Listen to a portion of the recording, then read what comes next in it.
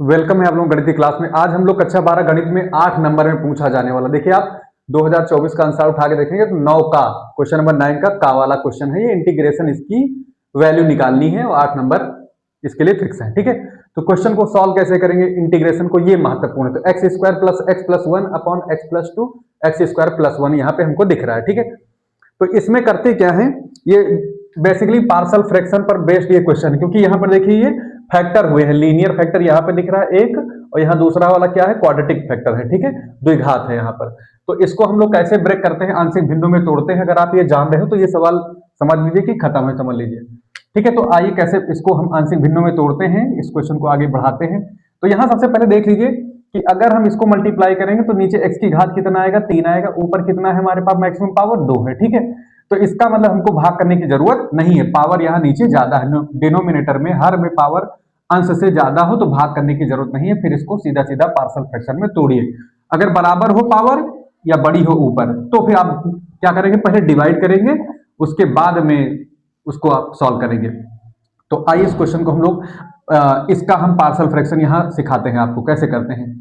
देखिए कितने linear factor यहाँ पे पढ़ना है, एक ही लीनियर फैक्टर, तो उसके लिए कोई एक कांस्टेंट लेंगे a, इसके साथ x वगैरह नहीं लिखेंगे, केवल एक a b c d अंग्रेजी कोई भी अक्षर यूज कर सकते हैं। तो a हम यूज कर रहे हैं, पहला ही अक्षर a ही पड़ जा रहा है। तो a के नीचे क्या लिखेंगे, यहाँ पर x प्लस 2 लिख देंगे। ठीक है, प्लस लगाएंगे। अब दूसरा कोई लीनियर है नहीं तो b अपन लिखते हैं, उसको भी लिखे, ये हमारा क्वाड्रेटिक हो गया। जब भी क्वाड्रेटिक हो और फैक्टर ना हो पाए उसका और आगे, तो हम लोग क्या करेंगे, यहाँ पर इसके लिए हम लोग करते हैं यहाँ पर bx प्लस सी लेते हैं। ठीक है, याद रखना bx प्लस सी, जैसे यहाँ a है तो इसी के साथ x और प्लस कुछ भी लगा सकते हैं वैसे ही, क्योंकि अब a नहीं लेना है, a कांस्टेंट हो चुका है। दूसरा कोई कांस्टेंट यूज करिए, उसके साथ x लीजिए, प्लस लगा के एक और कांस्टेंट c, इसको याद कर लीजिए। नीचे क्या आएगा हमारा, नीचे आएगा दूसरा वाला फैक्टर, ये हो गया। अब इसमें करना क्या है, सवाल में a b c की वैल्यू निकालनी है। इसके लिए क्या तरीका होता है, जो जनरल तरीका है वो तो ये है कि आप दोनों का एलसीएम ले लीजिए, और इधर भी देखिए क्या आता है। मैं जनरल तरीके सिखा रहा हूं, x plus 1 upon x plus 2 और एक्स स्क्वायर प्लस 1। इधर आइए, क्रॉस मल्टीप्लाई करेंगे, a के साथ आ जाएगा एक्स स्क्वायर प्लस 1, और यहाँ पर bx प्लस सी के साथ में आ जाएगा x प्लस 2, और अपॉन में फिर से x प्लस 2 और एक्स स्क्वायर प्लस 1। इनको चाहो तो यहां से कैंसिल कर दो दोनों साइड से। ठीक, अब क्या करेंगे, गुणांकों की तुलना करेंगे, x की घातों की क्या करेंगे, तुलना।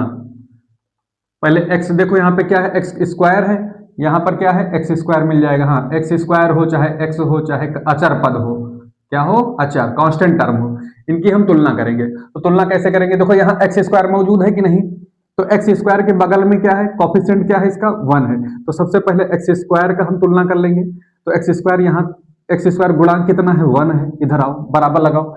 इधर देखो एक्स स्क्वायर गुणांक कहाँ कहाँ मिलेगा, अगर ये ए को अंदर मल्टीप्लाई करेंगे तो एक्स स्क्वायर के बगल में a ही तो आएगा, तो a मिल गया। और देखिए a का 1 से करेंगे तो ये तो अचर पद आएगा, इसके साथ एक्स स्क्वायर नहीं आना है। और जरा इधर देखिए, bx का गुणा x के साथ करेंगे तो bx स्क्वायर आएगा, और यहाँ पर कितना आएगा, 2bx आएगा। तो केवल एक्स स्क्वायर वाला हमको चाहिए, तो bx स्क्वायर मिल जाएगा। तो यानी कि एक्स स्क्वायर गुणांक यहाँ पर कौन है, b है। ओके, इतनी बात हो गई, इतनी बात हो गई। तो हमारा एक इक्वेशन तो ये बन जाएगा, एक इक्वेशन ये बन जाएगा। और दूसरा देखिए, अब हम एक्स स्क्वायर के बाद x के गुणांकों की तुलना करेंगे। x का गुणांक कहाँ कहाँ मिलेगा, देखिए x का गुणांक पहले लेफ्ट में देखो, फिर राइट में। x का गुणांक कितना आएगा, यहाँ 1 आएगा। राइट में क्या आएगा, x का गुणांक, देखिए यहाँ तो x का गुणांक मिलना नहीं है, x का कोफिशिएंट यहाँ मिलना नहीं है। यहाँ देखिए bx के साथ जब मैं x का करूंगा तब तो bx स्क्वायर आएगा, लेकिन जब इसका मल्टीप्लाई 2 के साथ करेंगे तो 2bx मिलेगा। कितना मिलेगा, 2bx। ओके, ऐसे ही लिख सकते हो, कोई दिक्कत नहीं। इसके बाद कहां मिलेगा, जब हम c को x के साथ गुणा करेंगे, किसको, c को x के साथ। तो यही दो जगह पर हमको मिलना है, तो हमको x का गुणांक चाहिए। तो यहाँ पर x का गुणांक कितना है, 2b है। कितना है, 2b, और प्लस कितना है हमारे पास, c है। ठीक, ये हो गया c। उसके बाद हम लोग अचर पद की तुलना करेंगे, अचर पद की तुलना। अचर पद मेरे पास इस साइड में क्या है, 1 है। कितना है, 1 लिख दो। इधर आओ, अचर पद क्या देखेंगे, a का गुणा करेंगे 1 के साथ, क्योंकि इसमें एक भी x नहीं शामिल, केवल संख्या संख्या है, यानी a मिलेगा, इसके साथ कोई x ना एक्स स्क्वायर कुछ नहीं मिलना है।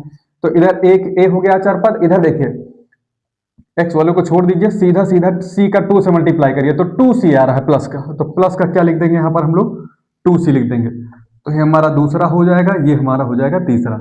इन तीनों इक्वेशन को हम लोग क्या करेंगे, सॉल्व करेंगे। क्या करेंगे, सॉल्व करेंगे। कैसे करेंगे ये ध्यान देना हमको, ठीक है।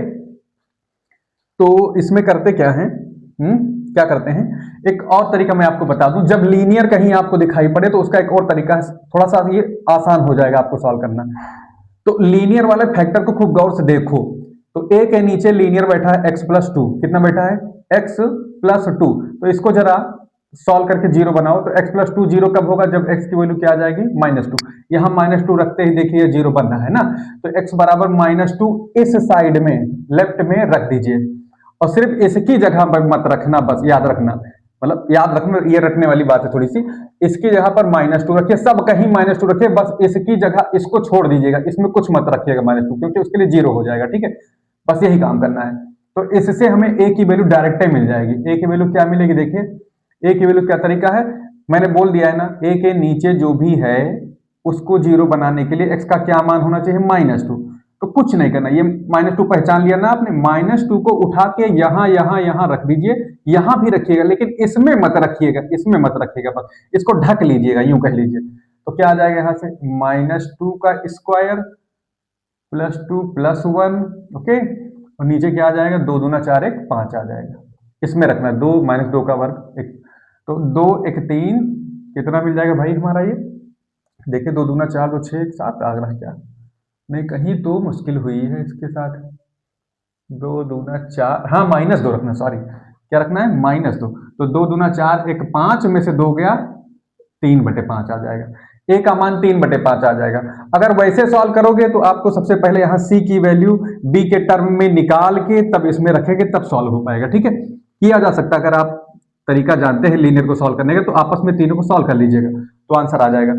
और एक तरीका ये है, जब भी लीनियर मैंने बता दिया हो तो एक आध निकाल लीजिए, ए या बी या सी। तो ए निकल आया भाई, अब बी कैसे निकाले, यहां से निकालिए समीकरण 1 से, समीकरण 1 से। और जितने लीनियर होंगे सबके लिए ये रूल लागू होगा जो मैंने बताया। तो यहाँ 1 है, देखिए 1 है, इधर कितना है हमारे पास, a है, और ये क्या है, b की, सॉरी a की वैल्यू यहाँ समीकरण 1 में रखिए, तो ये हो जाएगा 3/5, तो 1 - 3/5, ठीक है। तो मेरा जो b आएगा वो 5 में से 3 गया, कितना आएगा 2/5। तो a मिल गया, b मिल गया, आप c की तलाश है यहाँ से उठा के रख दीजिए। तो हमारा c कितना आएगा, यहाँ से देखिए 2c की वैल्यू क्या आएगी, 1 - a, यानी कि 1 बराबर, ये समीकरण नंबर 3 से काम करने जा रहे हैं। 1 इधर है, बराबर लगाओ, a की जगह पर क्या है हमारे पास 3/5 है, प्लस कितना लिखा है 2c, ठीक है।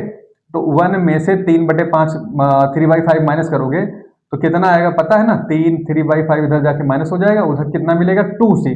तो मेरा जो 2c आएगा वो 2/5 होगा, राइट। तो इंप्लाइज c की वैल्यू क्या होगी, 2 से 2 कट जाएगा, तो c का मान कितना आ जाएगा, 1/5 आ जाएगा। तो अब हमें सब कुछ मिल चुका है, a b c सारे के सारे मान मिल चुके हैं। अब हम इस क्वेश्चन को बहुत इजीली सॉल्व कर पाएंगे। तो यही लिखना है, समीकरण 1 2 3 सबको सॉल्व करने पर जो मेरे पास a आया वो कितना आया है, 3/5 आया है, और b कितना आया है हमारा 2/5 आया है, c कितना आया है 1/5।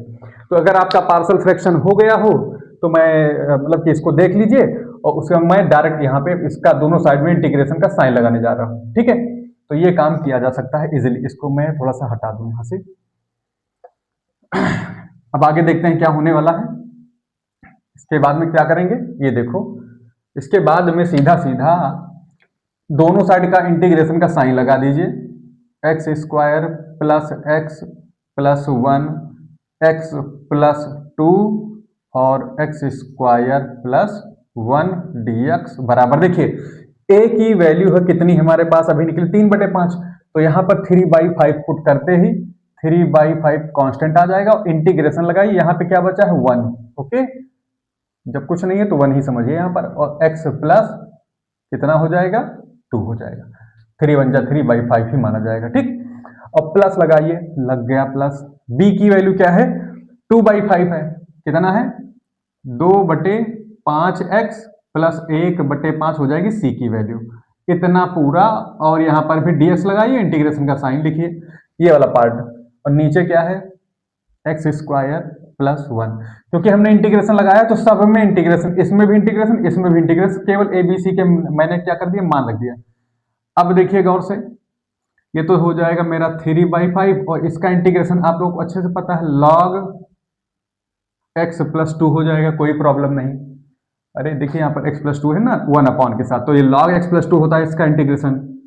ठीक, अब प्लस आगे बढ़ते हैं। इसका देखिए गौर से 1/5 इसमें कॉमन नजर आ रहा है, तो 1/5 को निकाल लीजिए कॉमन। ठीक है, 1/5 को कॉमन निकालिए तो जरा अंदर बताइए क्या बचता है इसमें। तो ये बचेगा कितना, 2x, कितना मिलेगा, +1 dx। ठीक, अब इसको भी नीचे क्या है, x² है +1 है, तो ये हमारा हो जाएगा 3/5 log x+2 और प्लस 1/5 को बाहरे रखना और इंटीग्रेशन को स्प्लिट करिए, फैलाइए, इंटीग्रेशन आपका डिस्ट्रीब्यूट हो जाएगा, 2x के साथ dx आएगा, इंटीग्रेशन में 2x के साथ dx आएगा और x² +1 होगा। ठीक, और प्लस 1 dx, इंटीग्रेशन लगाइए, 1 dx अपॉन क्या होगा, x² +1 होगा। इसको ऐसे होल्ड कर दीजिए, बंद कर दीजिए ब्रैकेट को, log x+2 प्लस 1/5। गौर से देखिए, अगर इसको मैं t मान लूं, कितना मान लूं, t मान लूं, x² को अगर मैं t मान लूं तो मेरा 2x होगा डिफरेंशिएशन, और x के लिए क्या लिखेंगे, dx, और t के लिए क्या लिखेंगे, dt। तो 2x dx की जगह पे क्या हो जाएगा, हमारा dt हो जाएगा, तो मेरा हो जाएगा dt अपॉन t। ओके, और प्लस इसका इंटीग्रेशन बहुत चर्चित है, ये तो फार्मूला ये होता है किसका, tan इनवर्स x का ये सूत्र होता है, tan इनवर्स x हो जाएगा हमारा ये हिस्सा पूरा। ठीक है, और यहाँ पे मैंने बाहर ब्रैकेट बना दिया है, और प्लस क्या हो जाएगा, कांस्टेंट।